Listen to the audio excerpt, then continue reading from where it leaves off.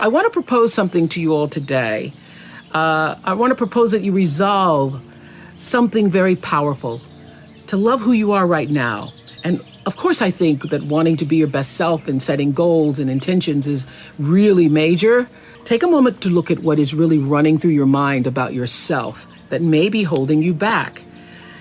The energy of the universe responds to positivity.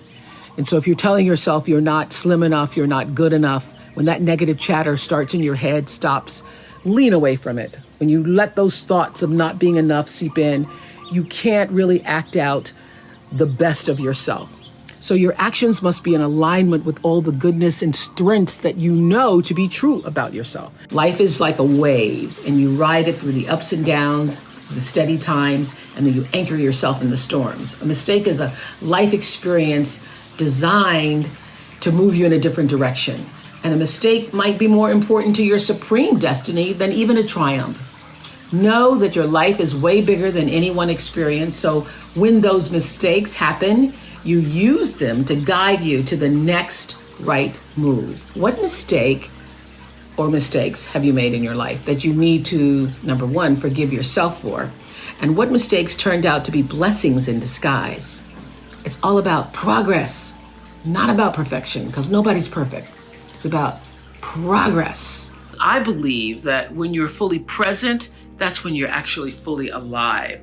You're clearer, you're more calm, you're not distracted and able to experience all the nuance and wonder of a life more awakened. So when we can just tune into what's just in front of us, life becomes simpler and less crowded with the to-dos, the what-ifs and the why-nots. And when you need to focus on what to do or what to do next, the focus is just that. So deeper human connection comes from that way of operating in the world. And the now becomes your everything.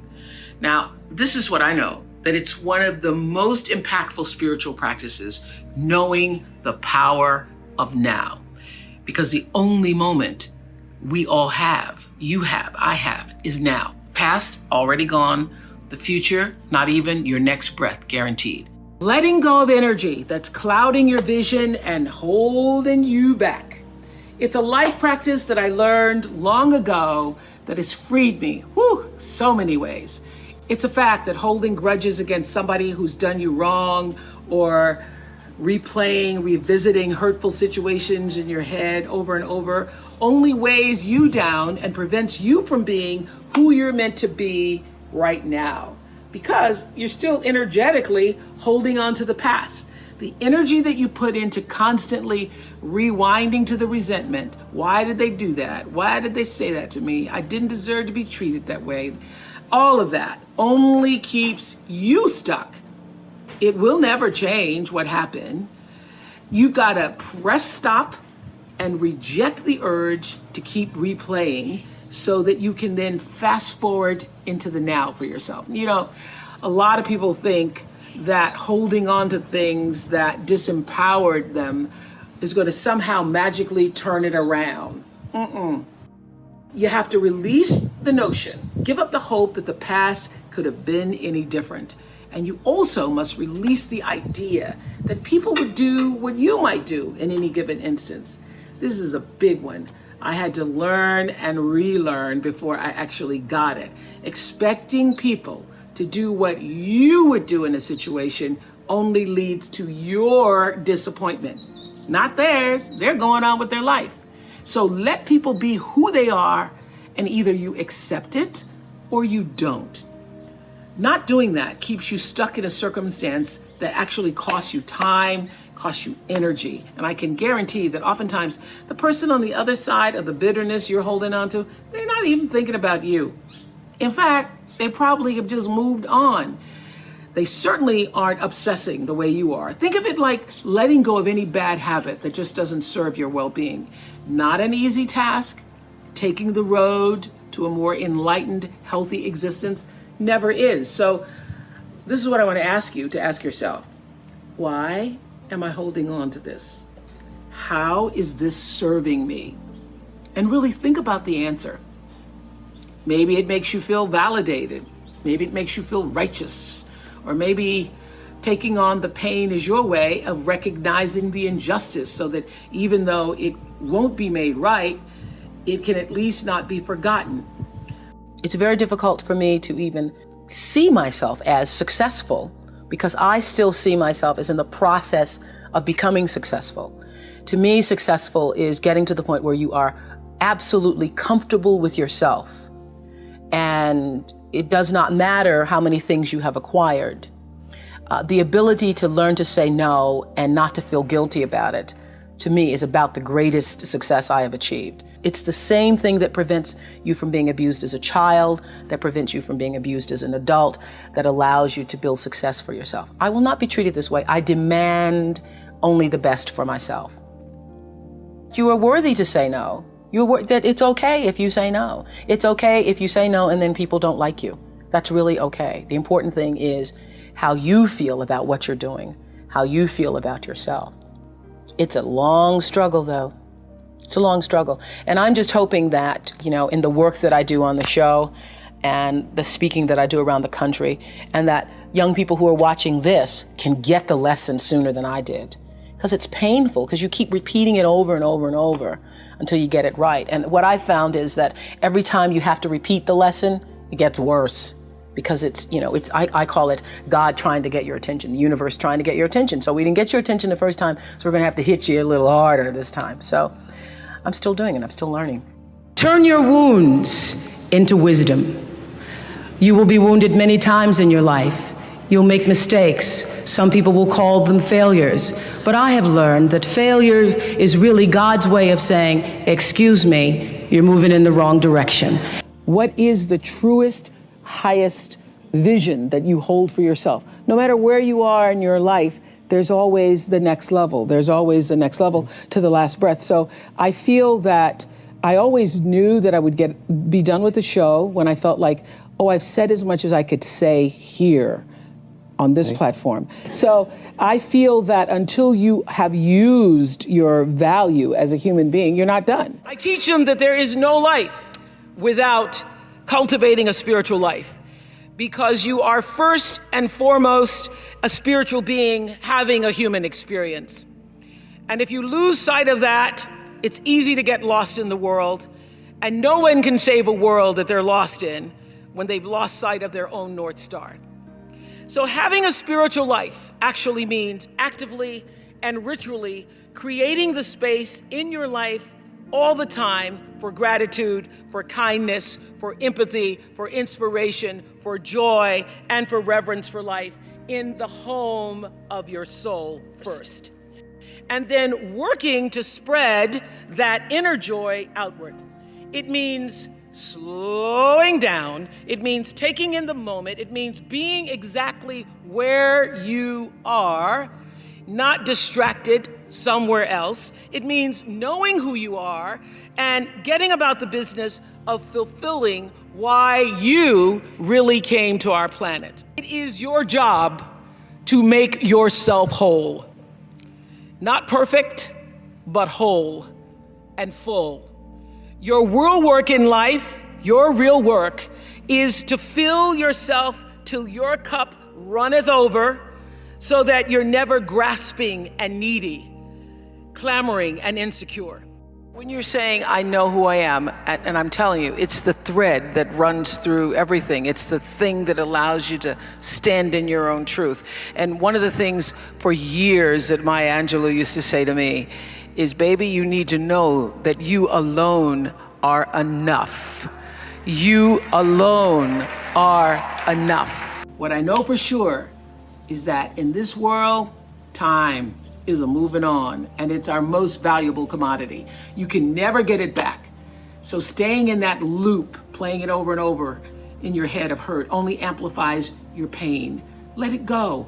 Exhale, make room in your heart for something that is uplifting. Surround yourself with people who want the best for you. You have the ability to shift the DNA of your spirit and control how you perceive life. So why not lighten your load and let it go? Living integrity means living in a way that honors your truest self. It's doing the thing that you know you're supposed to do. My friend Martha Beck says that deep down, we all know what makes us happy and how to create your best possible life. And that knowledge is actually coded into your very nature. But I also know how challenging it can be to listen and trust your own inner voice, especially when you feel the pressures of what everybody else thinks you're supposed to be doing.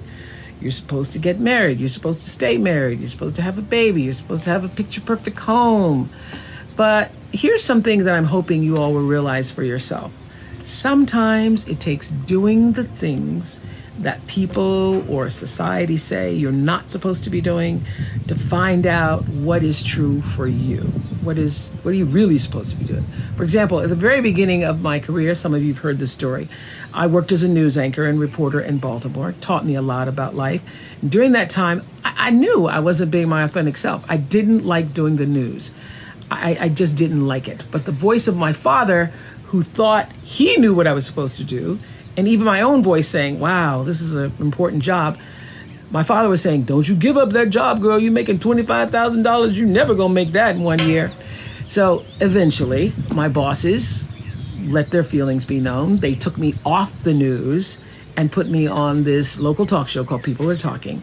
And when that decision was made at first, I thought it was a demotion. But after one day on that talk show, I felt so energized and so fueled. I knew that I had come home to myself. And that's what living integrity, even in your work, feels like. So trust me when I say that only you know what that feels like for you. And with that in mind, I want us to be more in alignment with the truth for ourselves this week. Who you're meant to be, who you are right now. What have you been waiting and wanting to do? All those insights should fuel your decisions about how you move through the world right now. Pay attention to what makes you feel lit up from the inside. Examine any moments when your head saying one thing and your spirit is saying another. And everybody has a different talent. And the reason we're all so messed up is because you're looking at everybody else's talent. Yeah. And wishing you had some of their talent. All the energy that you spend thinking about, wishing about, being jealous of, envious of anybody else is energy that you're not only putting out is going to come back to you negatively, but you're taking that away from you. All your energy should be forced on what do I have to offer? What do I have to give? How can I be used in service? Because Dr. King's message of not everybody can be famous, but everybody can be great because greatness is determined by service. And there is not a job in here that you can do that you don't switch the paradigm to service and not make that job more fulfilling. I don't care what the job is. If you say, if I look at this from how do I use this in service to something bigger than myself?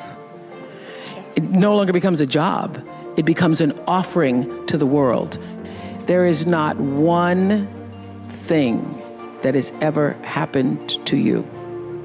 Not one experience, not one encounter, not one crisis, not one joyful thing that hasn't happened just to make you better and help you rise. Every single thing you're calling in, whether you know it or not, when you figure out that you are calling it in, when you actually start meditating or praying or doing or having a spiritual practice, which is the number one thing you need if you want to be successful in the world. You need something that gives back and nourishes you, regardless of what you call that. You need to fill your cup so that you can be so full, your cup runneth over and you have enough to give to other people. If you don't fill your cup, you end up dried up. You end up tired, exhausted, and don't have enough to give to other people. You end up resentful every time somebody asks you because your cup is empty and now they want some of yours. So your number one job is to fill your cup and make yourself whole. That's your job. And I am now at this stage of my career thinking about how to do that more poignantly and fruitfully. I'm now looking for ways that I can do that to create a level of sustainability within our communities that will go long beyond, my lifetime. everything you even try to do to me is already done to you. That is not just a rhetorical saying, that is law. That is Newton's third law of motion in physics, which says everything that goes out is coming back. It's just like everything that goes up is coming down. May take it a long time to come down, is coming down. Everything that goes out is coming back, it's coming back. So, to answer the power of manifestation and meditation, what meditation does is sync you up with the source. What meditation does is allows you to literally tap into the power that created you, so that you are in alignment with that. And so when you carry that out into the world, everything that you do comes from the center of that alignment that's coming from the source that we call God, we call divine energy, divine intelligence, whatever name you want to give it to, we call life. When you are synced up with life, life just gives to you. Wherever you are in your life, in your relationships, every person that you encounter, every experience, the person wants to know, was that okay? Was that okay? And what I started to hear was that what people are really saying is, did you hear me? Did you hear me? And did what I say mean anything to you?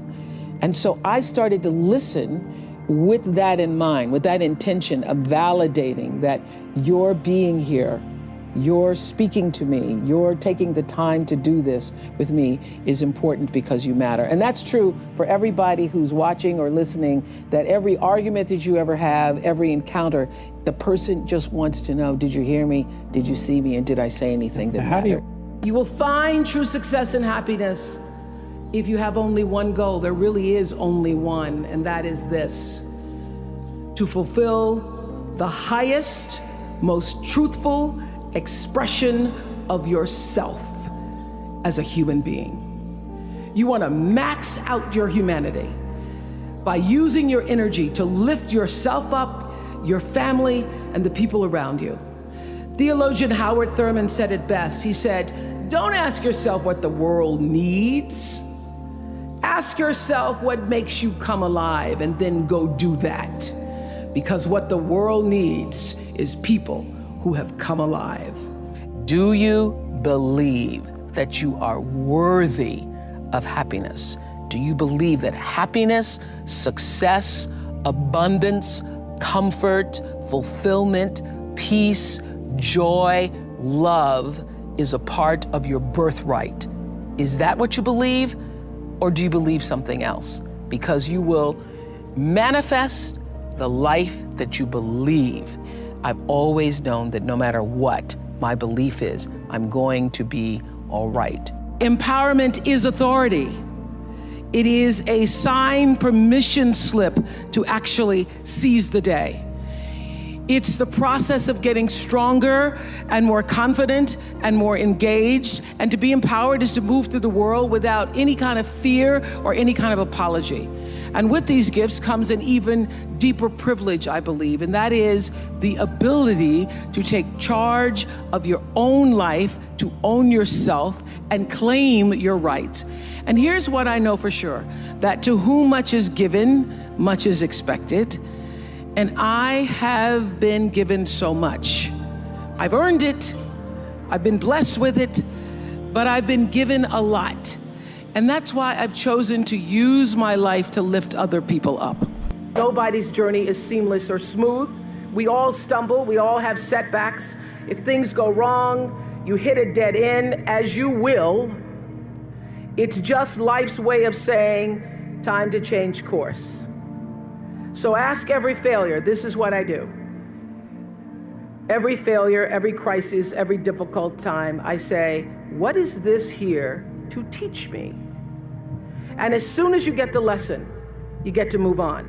If you really get the lesson, you pass and you don't have to repeat the class. If you don't get the lesson, it shows up wearing another pair of pants or skirt to give you some remedial work. And what I found is that difficulties come when you don't pay attention to life's whisper, because life always whispers to you first, and if you ignore the whisper, sooner or later you'll get a scream. Whatever you resist persists, But if you ask the right question, not why is this happening, but what is this here to teach me? What is this here to teach me? It puts you in the place and space to get the lesson you need. I have always known this about celebrity. The real power of being somebody that somebody knows, and I really think that the only difference between being famous and not is that more people know your name.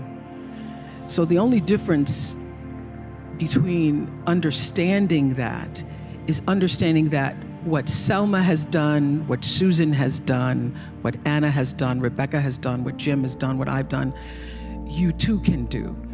Because true philanthropy comes from living from the heart of yourself and giving what you have been given. How will you do that? How will you use your personality, the energy of your personality, to serve that which is your soul's calling? I know this for sure. Any life, no matter how fantastic it is, how glorious it seems, how much attention you receive, how much square footage you have, any life and every life is enhanced by the sharing and the giving and the opening up of the heart space. Your life gets better when you can find a way to share it with someone else. So what we've done, you can do. The real empowerment comes when every person leaves this room and makes a decision. Maybe that decision is that you will write a check and support some of the wonderful organizations you've heard here today. But the true decision is, how will you use yourself? How will you use everything that you have been given to serve that which is greater than yourself? How will you use that to become truly, authentically empowered? Now, it is a beautiful thing to receive an award and to be on the cover of Variety. Thank you very much. It's a beautiful thing. But the true reward is in the lives that you are able to touch and the people who you know you have impacted. I live and move and have my being. And you want to know why I am really so successful? I knew that at 4 years old. I knew that when my grandmother said, "You better watch me now, because one day you're going to have to learn how to wash these clothes and hang them up like this."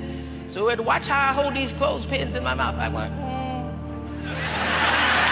And the reason I could do that is because spirit, otherwise known as intuition, my instinct said, that's not going to be my life. So we all have that spiritual side. And this lesson tonight is about connecting to it. I believe that beneath the surface of all physical problems is a spiritual solution. There is a spiritual solution. Why? Because you are a spiritual being having a human experience. That's the beginning of understanding spirituality. You are a spiritual being having a human experience. And I would say reading is the strongest signal for success in the future that I've ever seen. It is the strongest. I got my first job in radio when I was 16 years old, because I've been broadcasting since I was 16 years old. But my first job I got because I was a great reader. When you are a great reader, you can articulate and speak and command the English language in ways that other people cannot. And people think you're a lot smarter than you are, lots of times, because you're a great reader. If somebody ever says to you, if you're ever rejected in that way, you never, ever forget it. I said, but it's okay. I did okay, you did okay. It's all right. It's all right. But the answer to your question is, if you can find what is your passion, if you find what you love, you never get tired. Or if you do get tired, you're fueled by the energy of your work. So I believe that that what has happened to me is really the beginning of the greater passion to come. But if you find out what you're supposed to do, and you know what you're supposed to do by how it feels.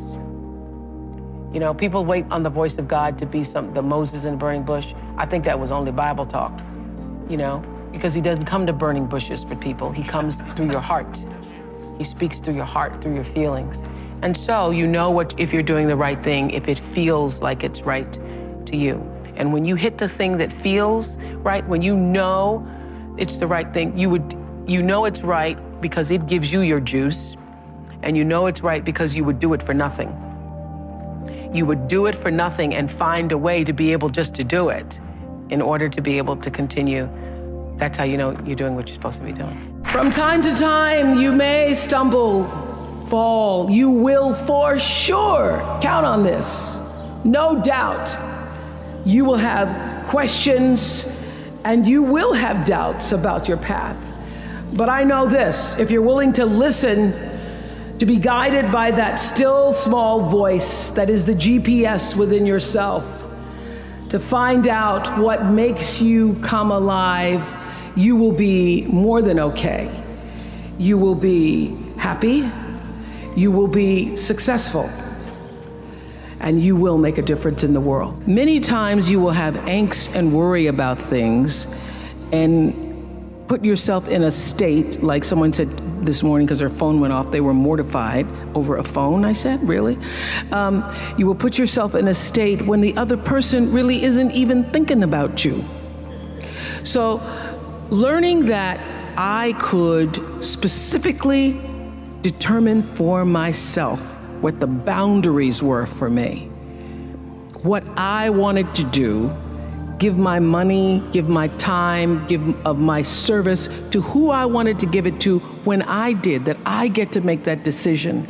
And just because you get 100 requests a week doesn't mean you have to try to fulfill all of that. Just because you have all of these demands on your time and on you doesn't mean that you have to say yes. You get to decide because you're the master of your fate.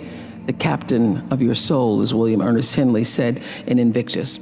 And understanding that really changed the meaning of my life in that I was no longer driven by what other people wanted me to do, but took charge of my own destiny, making choices based upon what do I feel is the next right move for me. Create a baseline for ourselves that's based on intention. This was around 1989 when I'd read Gary Zukav's book called The Seat of the Soul.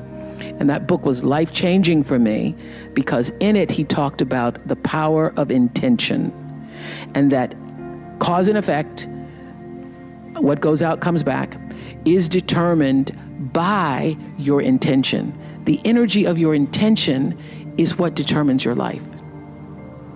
Most people don't think about their intention. They just think about what they want to do. Most people don't think about why they want to do it.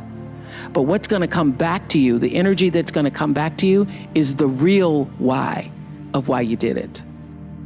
I was hired in television, not knowing anything about it, having in mind Barbara Walters, but thinking, oh, okay, I can do that.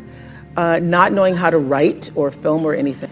And I think it was because it was the times, and I literally had somebody who was willing to work with me that I managed to find my way. But I had to find my way because the reporting never really fit me. And what did work for me, I'm this old. I'm so old that when I started that, it was a year of live action cam. And so it was like video cameras live. And so the news stations would do a live shot. They would throw to somebody live, even if nothing was going on. And what I found is I wasn't so good at the writing part, but if I was just standing up and talking about what had just happened, it was really good. And then I started to feel, so I started in 19, working in television, became an anchor immediately afterwards. I could feel inside myself that reporting was not the right thing for me, even though I was happy to have the job. I got an offer to go to Atlanta. I was making $10,000 a year in 1971, but still in college, so I was thinking I was doing pretty good. I got an offer to go to Atlanta for $40,000, which I thought, it's over. I'm gonna make $40,000. And my boss at the time said to me, you do not know what you don't know. And you need to stay here until you can learn to write better, until you can perfect your craft as a journalist. And so he said, and we can't give you 40, but we can give you 12. So to make a long story short, because I'd be here all day just talking about how it all came about, I started listening to what felt like the truth for me. I started to feel that reporting wasn't for me. But I had my father, I had my friends, everybody was saying, oh my God, you're an anchor woman, you're on TV. I mean, you can't give up that job. And by the time I was making 25, my father goes, well, you just hit the jackpot. You're not gonna make no more money than that. That's just it. So I was torn between what the world was saying to me and what I felt to be the truth for myself. It felt like an unnatural act for me reporting, although I knew that to a lot of people it was glamorous. And I started to just inside myself think, what do I really want to do, what I really want to do. And I will say this, knowing what you don't want to do is the best possible place to be if you don't know what to do. Because knowing what you don't want to do leads you to figure out what is it you really do want to do. When I was a news reporter, it was so unnatural for me, to cover somebody's tragedies and difficulties, and then to feel anything for it. If I were to put it in business terms, or to leave you with the message, that the truth is, I have from the very beginning listened to my instinct. All of my best decisions in life have come because I was attuned to what really felt like the next right move for me. So when I got the call to come to Chicago, after starting with a co-anchor and working in talk for several years, I knew that it was the right thing to do. Every single person, except my best friend Gail, said you're gonna fail. Every single person when I left, my bosses by this time thought I was terrific and said, you're walking into a landmine, you're gonna fail, Chicago's a racist city, you're black, you're not gonna make it. Everything to keep me staying. They then offered me a car and an apartment and all this stuff. And I said, no, if I fail, then I will find out what is the next thing for me. And I was not one of those people, all of my, the people who worked with me in news, they would have their tapes and they'd have their stories and they'd have, resumes ready. I didn't have any of that because I knew that the time would come where what I needed would show up for me. And when that showed up, I was ready. Because my definition of luck is preparation meeting the moment of opportunity. And I was prepared to be able to step into that world of talk in a way that I knew I could do it. I changed how I viewed power about 1989. There was a book I read by a man named Gary Zukav called Seat of the Soul. And in Seat of the Soul, he defined what is true power, what is authentic power. And his definition of authentic power, meaning the kind of power that can never be taken from you. Not your looks, not your fame, not your money, not your square footage, but authentic power is when the personality, your personality, comes to serve the energy of your soul.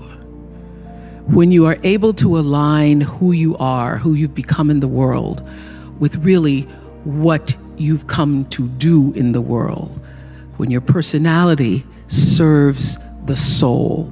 So I thought a lot about that. That book was actually life-changing for me. And I was building a home in Santa Barbara. And as anybody who's ever built a bathroom or a home or anything, nothing ever happens on time. And it was 2002 and we're supposed to be finished and it wasn't finished. And I was like, I can't wait to get in my house and I'm finally gonna have a great Christmas and I'm gonna do the kind of Christmas that I dreamed of from the Courier and Ives, cards. So I'm gonna have the wreaths on the door, but I didn't have a floor, so it's a little difficult to do that. So I started to think, if I can't do that Christmas, well, what am I going to do for Christmas? My house isn't even ready, and what can I do? So I started, as I was walking around through the trees, sitting under that tree, because my favorite time is to be alone with my thoughts. And as I was alone with my thoughts, I was thinking, what would be the next best possible Christmas for myself? And I thought of the best Christmas I ever had. The best Christmas I ever had was when I was 12 years old. My mother was on welfare. I was living with my mother and a half brother and sister in Milwaukee. And my mother called me, the oldest, into a room to say, we won't be having Christmas this year. I said, we won't be having Christmas. What about Santa Claus? There is no Santa Claus. I had already figured that out, but okay. I was embarrassed and I was ashamed because for the first time, I had to face the reality that, what I've been suspecting, that we're not like the other kids, that we really are poor, is true. So we're not going to have Christmas and there is no Santa Claus. My first thought after being embarrassed and ashamed was, what will my story be? What am I going to tell everybody when we go back to school and they're showing their toys and I don't have anything to talk about? What am I going to do? I'm not going to go outside tomorrow when everybody's out in their yards showing the toys they got for Christmas. I'm going to stay inside. Am I going to pretend I'm sick? What is my story going to be? Well, late that night, some nuns showed up at our house and they brought a basket of food and they brought toys for my brother and my sister. And I was overwhelmed with joy that those nuns showed up. Not because they brought me a Tammy doll when I really wanted a Barbie doll.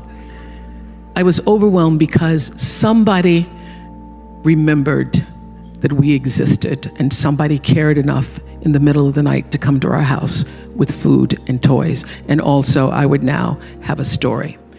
So as I was contemplating, that was the best Christmas I ever had, I thought, how could I make that possible for somebody else? What could I do to create the same kind of experience for other children? So I took 50 members of my team at Harpo and hired another 50 people in South Africa. And we went to South Africa with the idea of creating something that we ended up doing a documentary about called Christmas Kindness.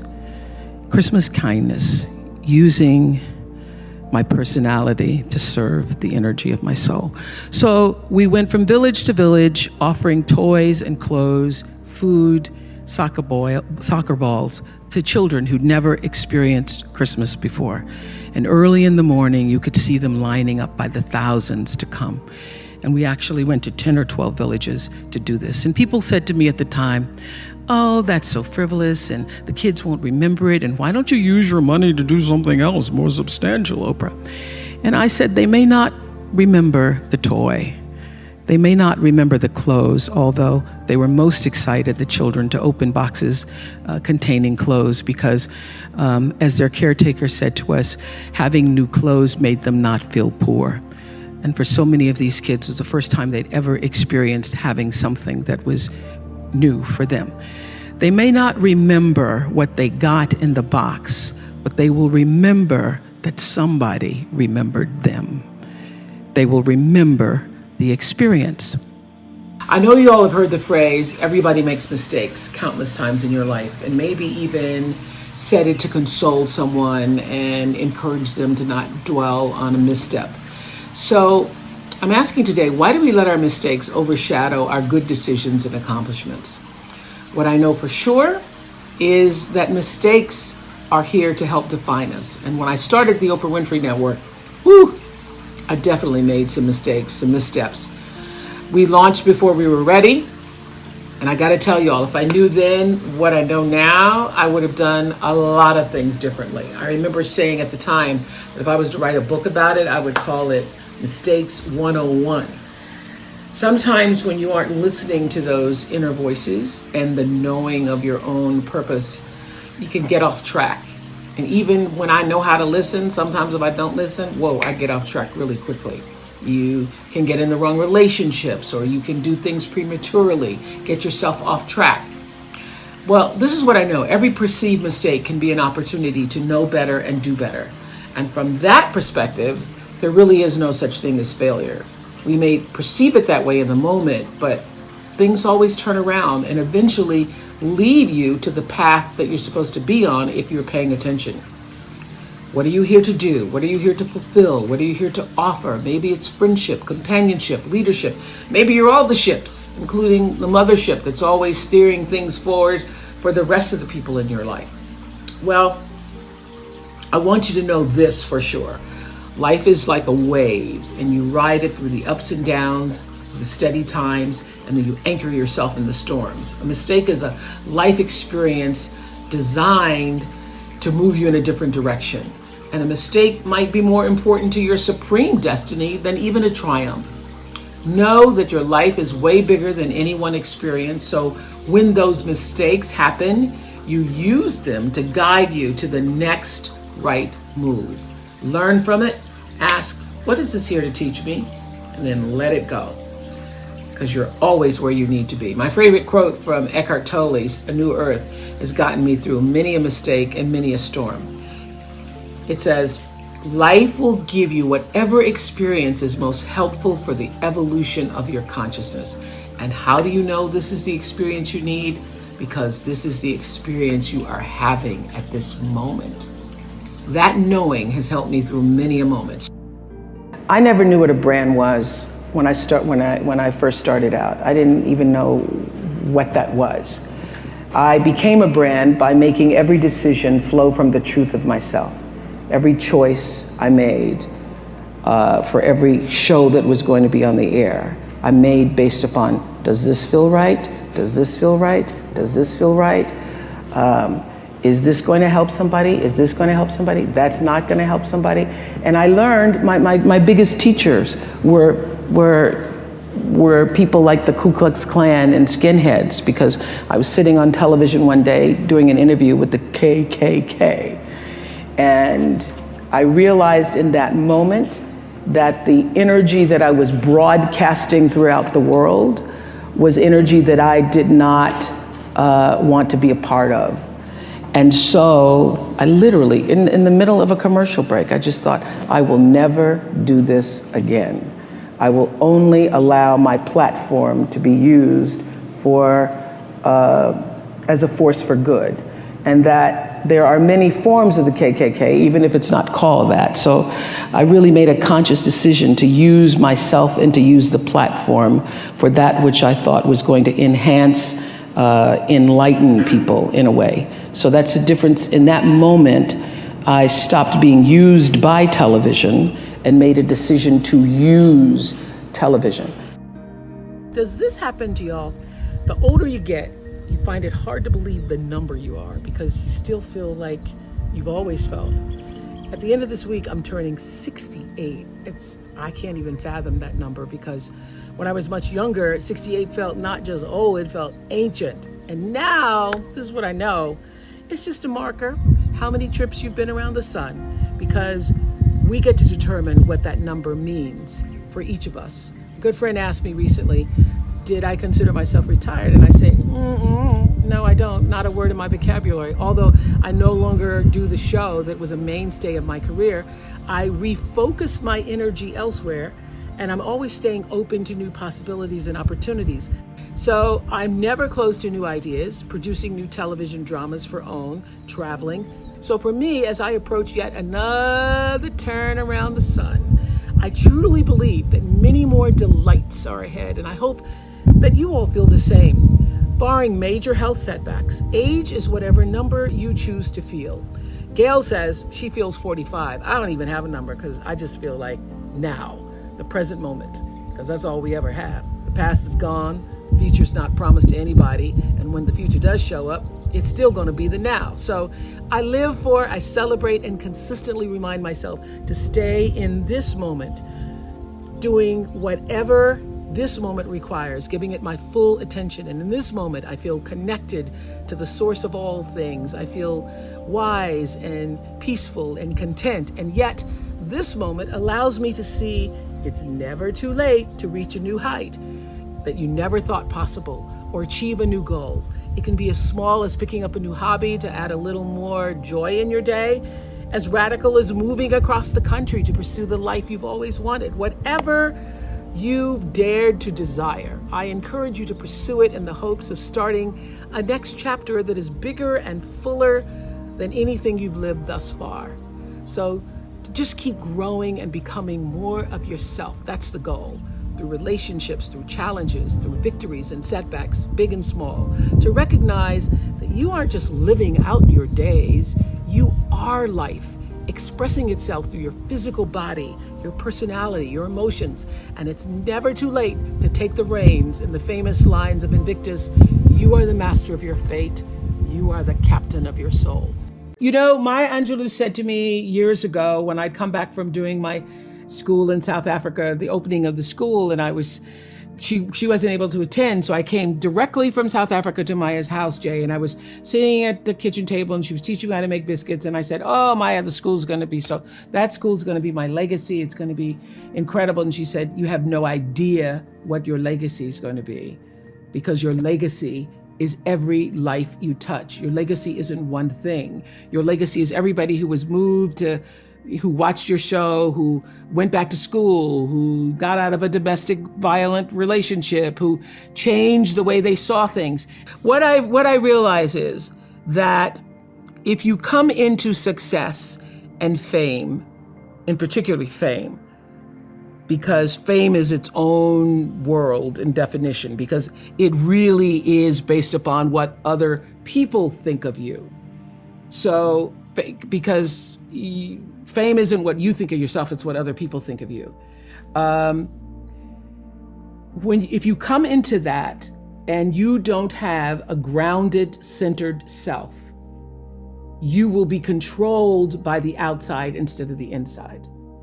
And if you come into that not in the fullness of knowing who you are and what you're supposed to do with that fame, whenever somebody likes you or doesn't like you, that determines whether or not you're having a good day or a bad day.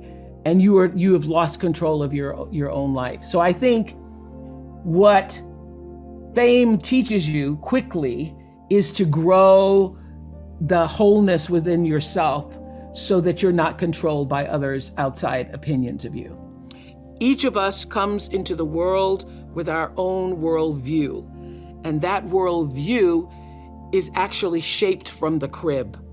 And you get from the world what you project into the world, and you project into the world what you were raised with and what you were raised around. So that's why what happened to you is the essential question.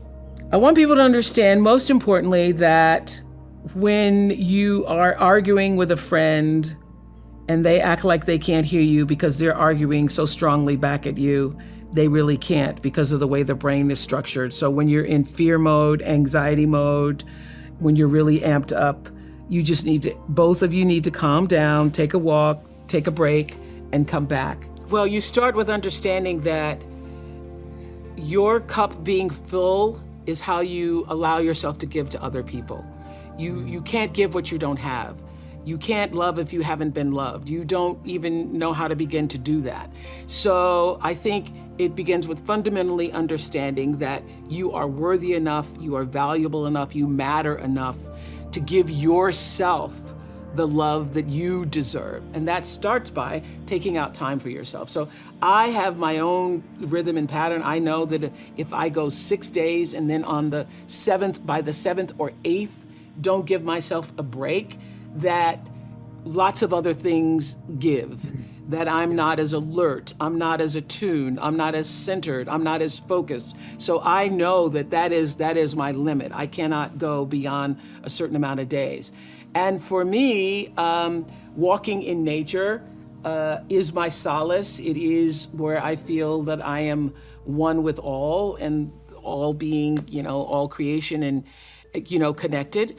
For other people, it may be dancing, it may be music, it may be knitting, it may be whatever it is that brings some kind of rhythmic pattern into your life. Actually, it was Bruce and I were walking on my campus in South Africa, and there were a group of girls dancing, literally on the lawn, because Lord knows they love to dance. And Bruce says, oh, that's not just, I said, oh, they're just having fun. And Bruce said, oh, they're not just having fun, they actually are healing themselves.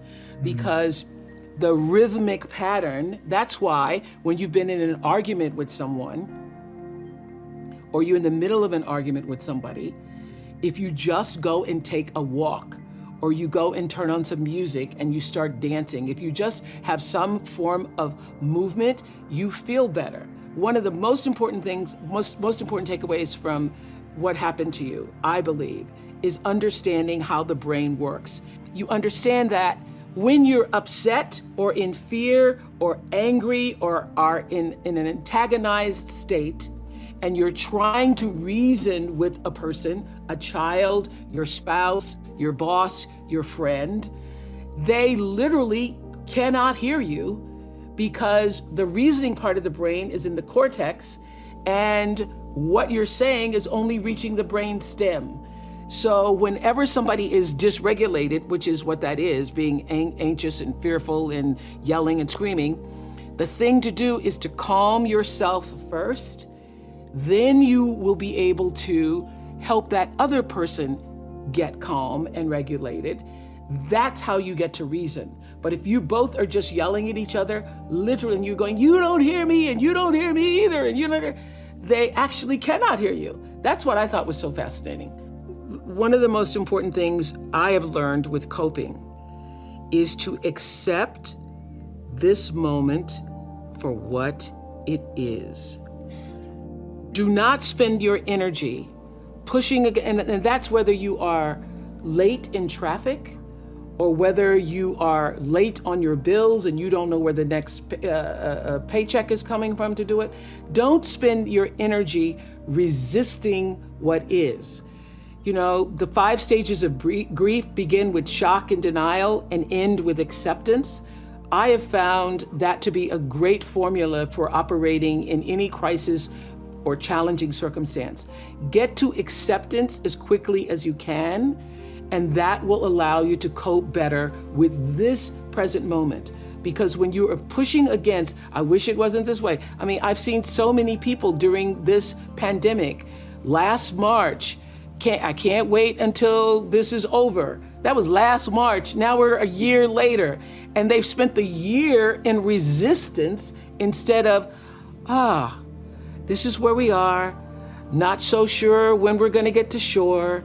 I just better learn how to tread stronger. Oh, my legs are getting stronger in the tread.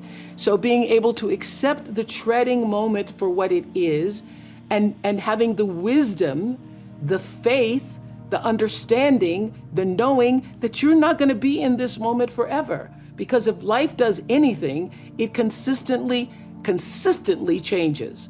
So for however long we're in this pandemic moment, it is not going to be forever, but how do I make the adjustment to accept the moment for what it is and stop pushing against it, using all of my energy, wanting it to be something that it's not?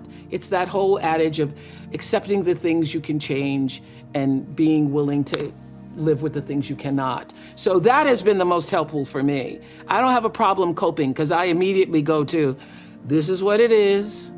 Now what must I do to be fully present in this moment, not resisting and pushing against it?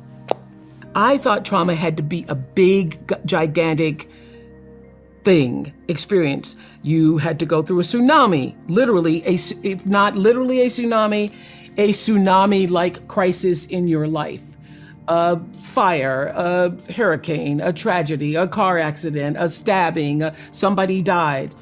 And it was through co-authoring this book with him that I understood that it was the consistent little things. It was the aggressions and microaggressions in a person's life that causes them to have their own worldview. Whatever that worldview is for you is different from me. So the biggest learning for me is that trauma doesn't have to have a great big old capital T on it. It's really how you were loved, and that neglect and trauma are hand in hand because both are equally as toxic. Over the years of interviewing people, it was my greatest classroom. I was always paying attention to what people were saying and paying attention to their lives. And what I understood and could articulate, not through science, but just through my own observation, is that, people are as dysfunctional, as unhappy, as disoriented in their lives based on how far they are from the center of themselves. And the center is where wholeness lies, as you know. And so where there is no center and there is no sense of wholeness and love for yourself, there's going to be disarray, chaos, confusion, and, dysfunction in your life. And I saw that over and over and over again, that people behave based on how they were loved and then how they were able to process that in a way to love other people. One of the most important points I think Dr. Perry makes in What Happened to You is that neglect is as toxic as trauma. And so even though you might not have had a trauma with a big T, it boils down to, did you get what you needed? And I have done so many interviews, as I know you have too, Jay, with people who are raised in the same family, and everybody in that family has a different experience. And sometimes siblings are arguing about a thing that happened because from their point of view, it felt like one thing, and from the other person's point of view, it felt like another thing. Well, that is the reality of life, that you can have 2 children, 4 children, 6 children raised in the same household, and they experience the love of their parents differently. And not all the kids could have gotten what they needed, and some of the kids got what they needed. So neglect is you not getting what you needed for your worldview, for your personal approach to life, your sense of self-values, your sense of self-esteem. And so I have seen in the thousands of interviews that I've done over the years that the level of dysfunction in a person's life is almost directly proportional to how they were loved, what happened to them, and how they were able to receive or not receive that love. So the what happened to you isn't, just for people who had the big T traumas, but it literally is what happened to you. Were you loved? Were you not? How were you loved? How was that love applied in your life? And were you able then to apply it in the rest of the world? One of my relatives say, I'm whipping you because I love you. Well, it certainly didn't feel like love. But I know that for that generation, the idea of I'm going to keep you in line and I'm going to make sure you're disciplined and that you're going to obey and do the right thing, in their minds might have felt like love, but certainly did not feel like or was interpreted by me to mean love. I mean, I think now, and I know if you are culturally raised the way I was, you have a lot of pain behind those whippings. And I remember doing a show on the Oprah show years later talking about should children be spanked, and a black woman stood up and said, well, I got beat every day, and I was in the choir and my father beat me in front of the whole congregation in church, and I turned out okay. And I'm like, did you really? Because anybody who's ever been hit realizes the humiliation of that. What you feel more than anything, even as a little kid, is the humiliation of it. And what you are being told in that moment is that you have no value, that you are worth nothing, that you are so worthless that I get now to lay my hands on you and physically beat you. So it takes a lot. And I would have to say that it was a lot for me to overcome, to begin to understand that my life was of value. And as I say in What Happened to You, what did that for me were relationships with my teachers. I could cry right now thinking about the teachers who stood in the gap for me and made me feel valued, made me feel important. So it was only at school or speaking in church that I felt a sense of I mattered, that there was some meaning and purpose for me in life. I, grew up in these circumstances where I should have no self-values, no self-worth. But Bruce, as he explains in What Happened to You, you don't have to have it come from your family. Other relationships with people who are nurturing, supporting, caring, and actually just see you. So the reason why I loved school so much is because that's the place that I felt seen.